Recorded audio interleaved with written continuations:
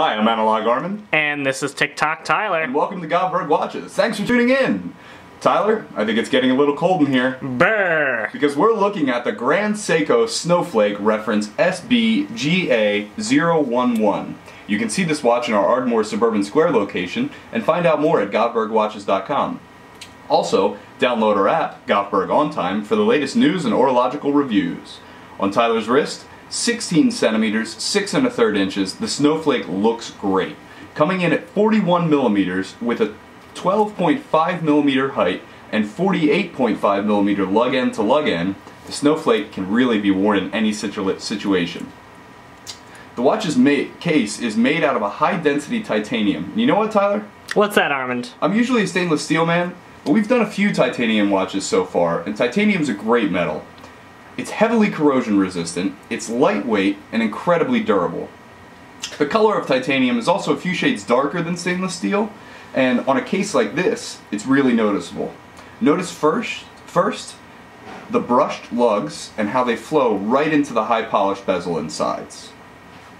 The lugs are actually the only place on the watch's case that we see a brushed finish. Even on the case back, we see an entirely high polished ring around that sapphire display window. Another great touch is the GS signed screw down crown, giving the watch 100 meter water resistance. Back to the brushed lugs. I think the reasoning behind this choice was that the lugs would match the bracelet, and boy do they! The bracelet is very lightweight, mostly brushed with just 2 lines of high polish framing the center link.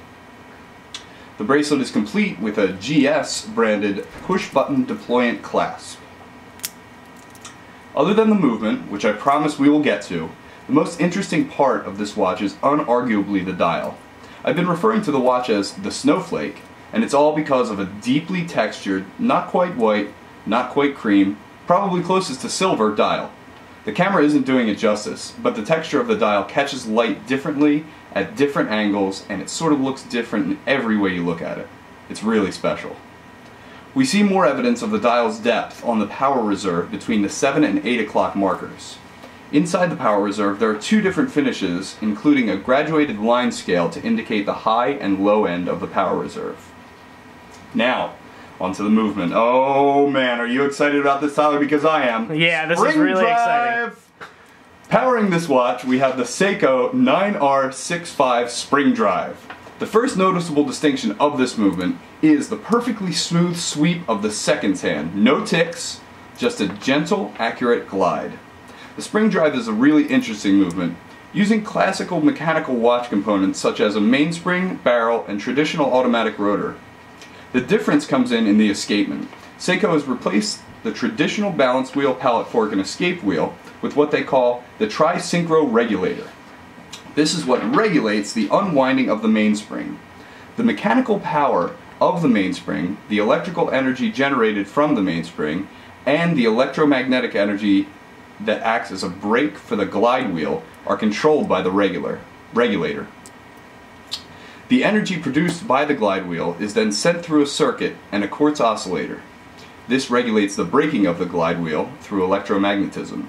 But what does this all mean in the end? Well, it means we have a watch with a 72-hour power reserve and what is accurate to plus or minus 1 second per day, and that is truly amazing. So Tyler, what are your final thoughts on this piece? I think the dial is one of the really big selling points of this piece, actually. It has a lot of depth. It's very unique. I don't really know another manufacturer that makes a dial like this, that actually looks like this. But the heart of the movement is definitely really special. It's definitely something the horological geek and nerd is going to appreciate when he puts it on his wrist. I agree entirely.